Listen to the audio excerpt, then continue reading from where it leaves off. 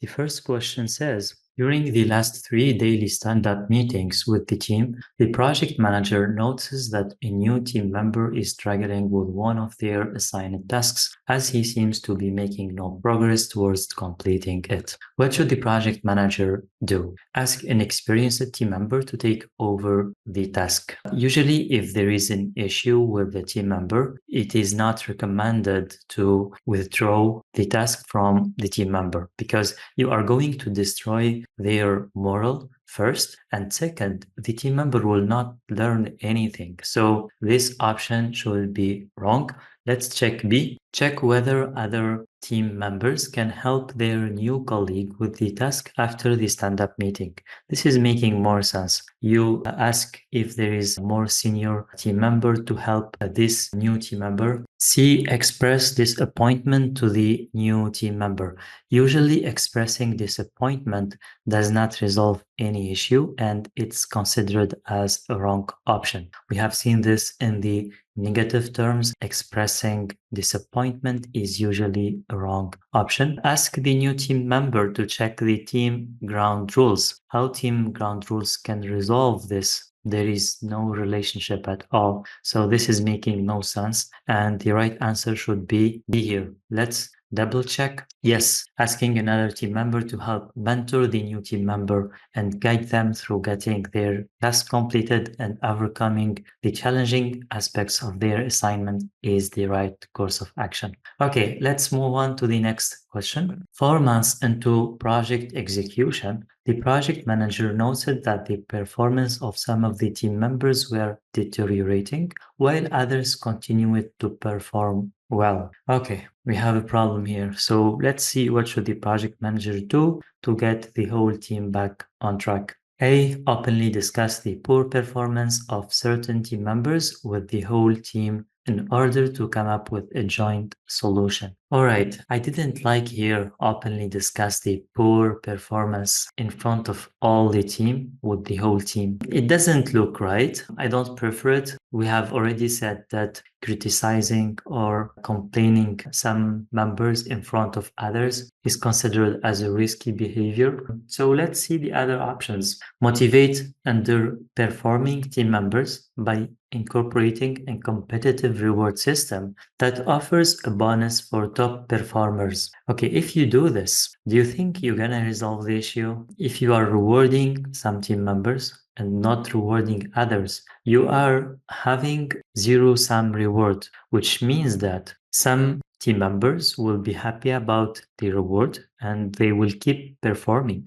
And the other team members, they will feel disappointed and they will feel jealous, and maybe they will leave the project or maybe they will leave the company. And in some other cases, they could create problems to the other team members. So this should not be the right answer. Usually in a project settings, we try to encourage or give rewards to all the team. So we help all the team with achieving the project goal, and we set a reward for all the team, not for just the performers team members. Okay, so this should be wrong. Let's check C and D. Avoid interfering in order to give team members a chance to improve their performance. If you don't interfere, if you don't do anything, maybe the situation will be more critical in the future, especially that we already know that the team members' performance was deteriorating, which means that at the beginning of the project, they are performers, but later on, their performance dropped. There are some reasons. So the project manager needs to find the reasons instead of avoiding interfering, and that makes this option not a good option. Let's check D here. Identify the causes of bad performance, solicit systematic feedback, and implement adequate solutions based on findings. This is a very good course of action. Identify the causes of bad performance and then try to get feedback and implement the adequate solutions and receive feedback and try to observe and do all this continuously. This is a good option. So let's confirm, yes, the right answer is D. And the project manager's objective should be to understand why a once competent team member is now struggling. Okay, they should first recognize the symptoms, reach out to the underperforming team members, talk to them to try to find out the cause, offer whatever help, monitor and measure progress, and be sure to share their feedback. Okay, excellent. Let's move on to the next question. A project manager is leading a team with distributed members across different countries. Apart from cultural barriers, the team seems disconnected, leading to multiple rework cases. Okay, so we have here problem one, cultural barriers, problem two, disconnected, and the consequence, which is multiple rework, which is the problem three. So this is such as the root causes, and this is the consequence.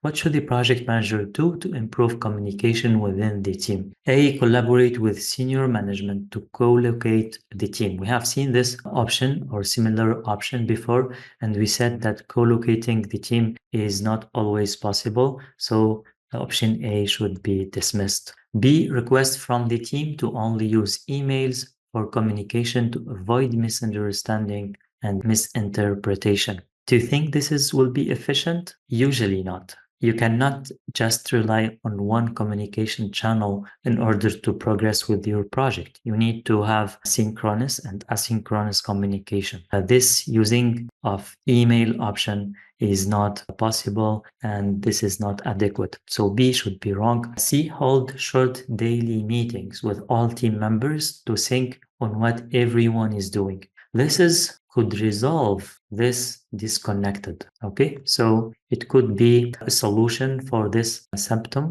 Let's check D. Offer team members training about overcoming cultural barriers. Okay, if you give them training about cultural barriers, maybe you improve this, okay? But you are not going to improve this disconnected and you are not going to avoid rework. So between C and D, I am preferring C better. So let's check the right answer. Yes, C is the right answer. Short daily meetings are referred to as daily stand-up meetings, which represent a framework for sharing what each member has accomplished, what they will be doing next, and what blockers they are facing.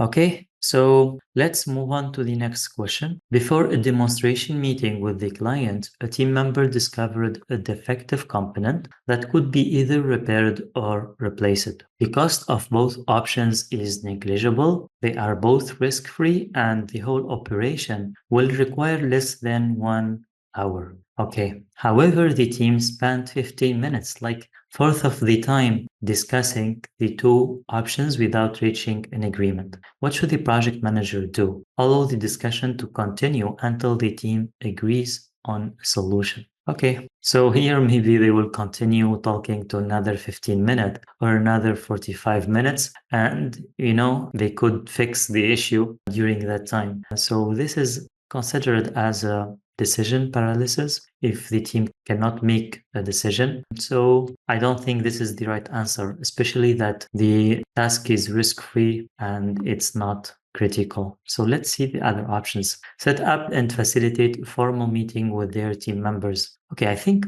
this is a meeting. Do they need another meeting to fix this or make a decision to fix this? That's a waste of time too. I don't think this is a good option either. Escalate the issue to the project sponsor. Why escalation a task that is not risky and it could be done quickly? So this is not the right option either. D, call for a vote in order to reach a decision. Voting is efficient in such case, I think, since with voting we can make decision quickly, and since it's not having a big impact, then should be right. Let's check the right answer. Yes, D is the right answer. Voting is used to reach a consensus decision by selecting the option which gets more votes from the team members. This technique is simple, intuitive, and both time and cost efficient. All right, let's move on to the next question. In a marketing campaign project, two team members have differing opinions on the target audience and messaging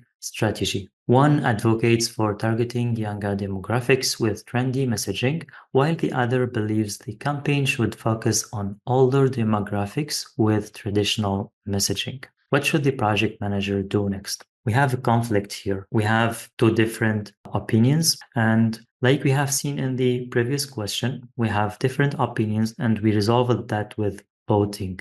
Now let's see the convenient technique for this kind of conflict. Actually, seems more advanced than the previous situation. A, conduct market research and analysis to gather data on target audience preferences and behavior to inform decision making and resolve the conflict. It looks good. I mean, why it looks good? Because we are focusing on the issue, not on the opinions of each of the conflicting parties. We are trying to collect data so we can make the best decision. So this looks good. Making informative decision is a very good approach. When we lack information, we try to gather more information, and based on that, we make decisions. That happens a lot before, even with my personal experience. When we had different opinions, I ask team members, you know what, let's postpone the decision until we collect more data.